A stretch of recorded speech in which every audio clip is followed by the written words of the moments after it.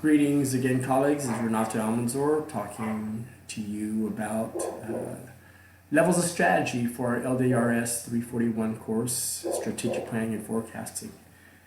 I will ensure that this one is available to you now from the voice from the beginning to end, and I will also end this lecture with spending some time about what the specific activities are now from this point on to the end of the course. So, as I talk about levels of strategy, just know in advance that you will be asked to identify a particular level of strategy for your assignment. And let me start by saying, and so as I describe this, think about how this complements your reading and supplements what you're reading in the text as well. 40, 50 years ago or so, the approach to organization structure was actually quite different. And it was clear then that the organization's goals and strategies determine structure. Now it seems that strategy is just another set of variables. In this lecture, I'll review the strategy imperative as identified by Henry Mintzberg, which is essentially an imperative that dictates something. In our usage, that something is structure, or structures the way that the organization operates. The early acceptance of goals and strategy as determinants of what an organization's structure was founded on assumptions inherent in classical economic theory. These included that the organization has a goal or goals toward which it drives. It moves toward its goals in a rational manner. The organization exists to transform economic inputs to outputs, and the environment within which the organization operates is a given. If valid, an organization's structure can be interpreted as an outcome of rational process. But Drucker noted that a structure is a means for attaining the objectives and goals of an institution. Any work on structure must therefore start with objectives and strategy. In other words, strategy informs structure. Notice, or you can infer that in some ways this approach takes a closed systems perspective, that the environment is a given. Again, structure is seen just as a rational means by which inputs are translated to outputs. But as we read in the first chapter of the text, it isn't just what we intend around strategy. There's some emergent strategies, right? So what is strategy, again? For us, it isn't just goals and strategy as being the same thing. They're interrelated, but they are not the same. Goals refers to the end. Strategy refers to both the means and the ends. So as such, goals are part of an organization's strategy. Henry Mintzberg, in 1972, and then later in a book, 1994, called The Rise and Fall of Strategic Planning, discusses these various views of the relationship between the intended strategy and the emergent strategy. And he kind of operates it from the perspective of asking, what's planning? He says that the planning mode is the view that describes strategy as a plan or explicit set of guidelines developed in advance. Managers, for example, identify where they want to go, then they develop a systematic and structured plan to get there. But until recently, this viewpoint was dominating the organization theory literature. The newer, more modern approach to strategy is a perspective that we can call this planning mode as emergent or evolutionary. Strategy, then, is not just a well thought out and systematic plan. Rather, it evolves over time as a pattern in a stream of significant decisions. And so what are the types of strategy? For the purposes of our work, there are three levels of strategy. The corporate level strategy, where the corporation or the organization is choosing its markets wisely. The business level strategy, where it's describing how it will compete. And the functional level strategy, how they will specialize effectively in their structure. Many organizations are in multiple businesses, therefore they need to develop different strategies for different levels of activities. I will go into each of these a little bit more in a moment. But first I wanted to just note that in some ways for me, when I think of strategy, I think the organization or a corporation is also asking the question around sustainability. Like, how is it that we will be within our natural environment? To what extent will we maintain economic vitality? And Are we part of any kind of healthy ecology or healthy community structure? So some of the work that I do is often working with organizations to assess the community of sustainability. And within that, what is the organization's part in maintaining that community's well-being? And so there will be a separate organizational strategy that ideally is reinforced by other organizations if it's working around communities. And then within organization, then there are programmatic questions, like what is it they're actually producing or what are they actually doing? I'll talk about that later in another course, but I will share some samples of how it is that sometimes I'm not working on strategy with respect to corporate level, business level, or functional level strategies, but I'm laying out strategic plans within the sustainability frame of the environment, the economic, as well as the health of any community. But let me go on here. When we talk about the corporate level strategy, we're answering the question, and what set of businesses should we be? So we're asking the grand question about why it is that we exist. So we are talking about the corporate vision. We're also talking about corporate objectives and resource allocation. And from that, we're then talking about corporate growth strategies as well as the business unit composition. And they often come out with respect to what are our strategies then around growth, whether it's expansion along major dimensions or something very narrow.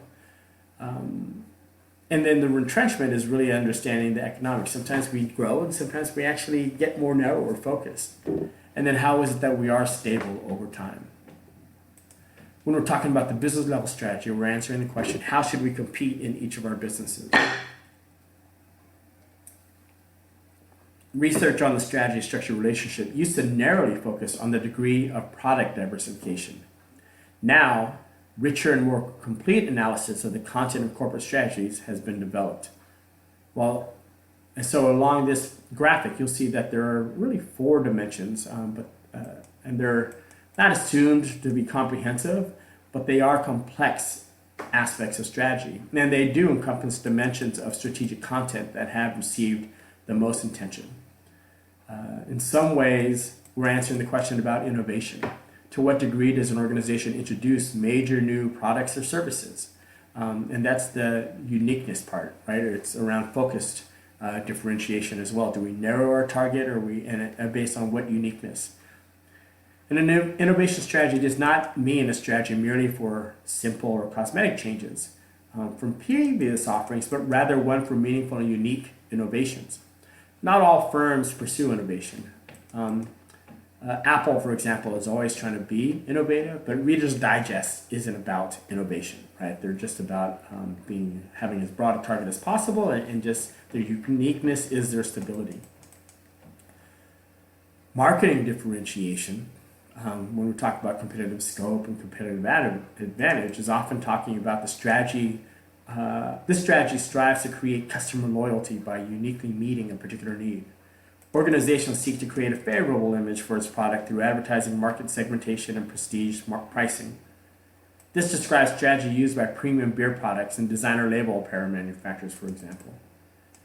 When we talk about breadth or broad target around whether cost or uniqueness, this strategy refers to the scope of the market to which the business caters, the variety of customers, their geographic range, and the number of products.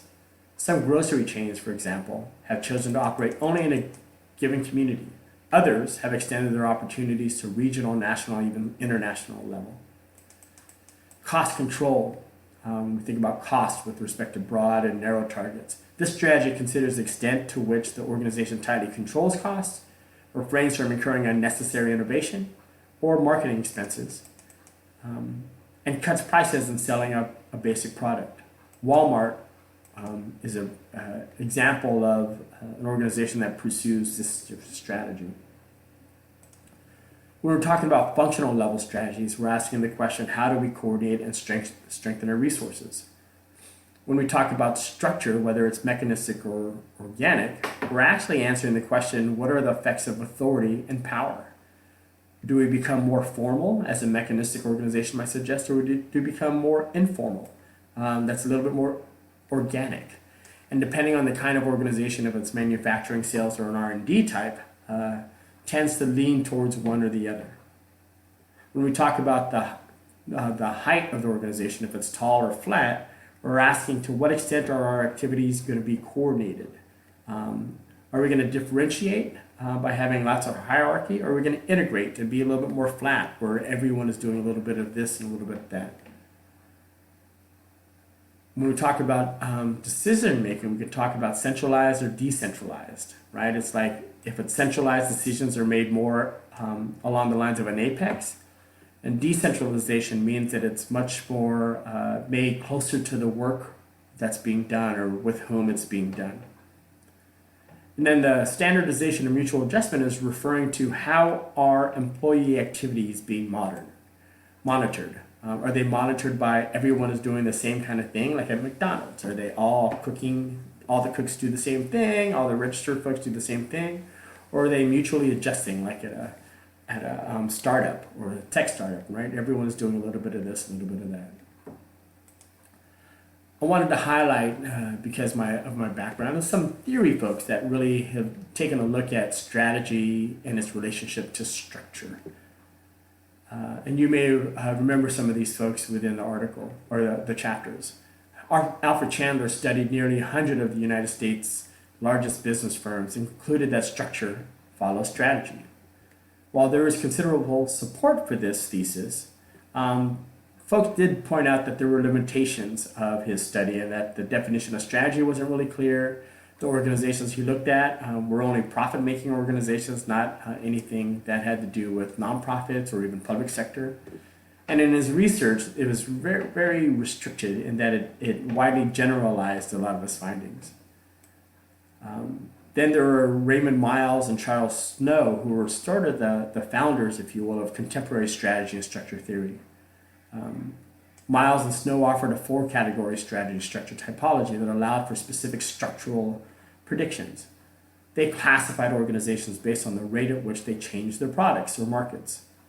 They named them as either defenders, prospectors, analyzers, or reactors. The defenders sought stability by producing a limited set of products. Prospectors, like Apple, found strength in finding and exploiting new products and market opportunities. Analyzers, like IBM and Caterpillar, they capitalized on the best of their defenders and prospectors' work and said, how can we just improve rather than be the first out of the market? And the reactors, which is much more of a residual strategy, was meant to describe the inconsistent and unstable patterns that arose when one of the other 3 strategies was pursued improperly. Miles and Snow did analysis of major firms in the tobacco industry and confirmed that this typology's predictive capability was sound. Michael Porter proposed that organizations can pursue one of 4 strategies, and that's around cost leadership, differentiation, focus, and stuck in the middle. So in terms of cost leadership, it's things like Gallo Wine or Hyundai, right? Differentiation is Toyota, and where they differentiated themselves along reliability, or Haagen-Dazs around the kinds of ingredients that went into their ice cream. The focus strategy is, for example, like Stouffer's, their lean cuisine, where they're really focusing on folks on a particular kind of diet.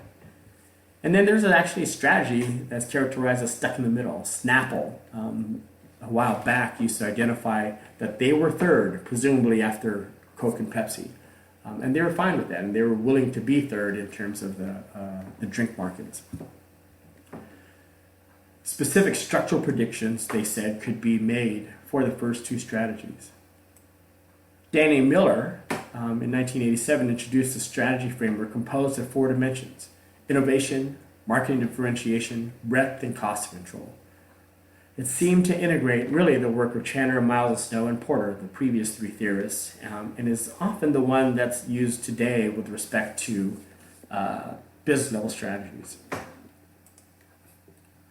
Some of the other considerations for the strategy-structure relationship would be the limitations to the strategy imperative, in that, managers are often using their own discretion over changes in strategy, and it may be less rigorous as they would like to suggest.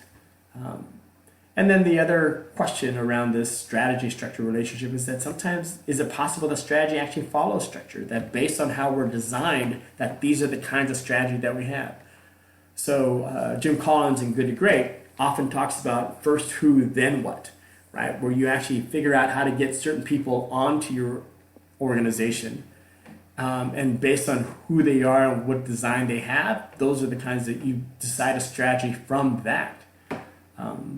And then the third is the idea that sometimes organizations within a particular industry actually have to be structured a certain way. Hospitals are often structured in a certain kind of way. Banks are often structured in a certain kind of way, which suggests that organizations' structure and their strategies are often within the context of the industry much more than anything else. So to close, what I want to say is that developing strategic plans, we know, is that it's usually 5 steps, right? And these are the 5 steps. And oftentimes it's answering the question, who are we now? What do we think is happening into the future? What are our current strengths and weaknesses? And what are some possible alternatives to how we're acting based on the opportunities and threats? And then to set specific objectives. Your task over the next few weeks then is to follow along the lines of the strategy worksheet, and I'm hoping that each lecture as well as a reading will support you in doing those tasks. I'll still require that folks are commenting in the discussion forum as a way for me to check understanding and just get a sense of how supportive the supplemental material is, or the material is, to your progress. But what's due next week is really you specifically identifying your level of strategy. Again, I don't think many of you will probably go along the lines of a corporate level strategy, but it may be around business or functional level or programmatic, and that's fine. In a couple of weeks, 2 things will be due. The task number 2 and number 3 on the worksheets, and that's the SWOT analysis and some strategic priorities.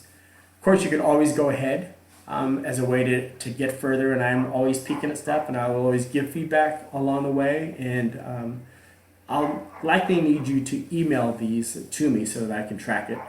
I need to figure out a way to put them on the canvas, and maybe I'll do that over the next week, but it might just be as easy for you to email it to me.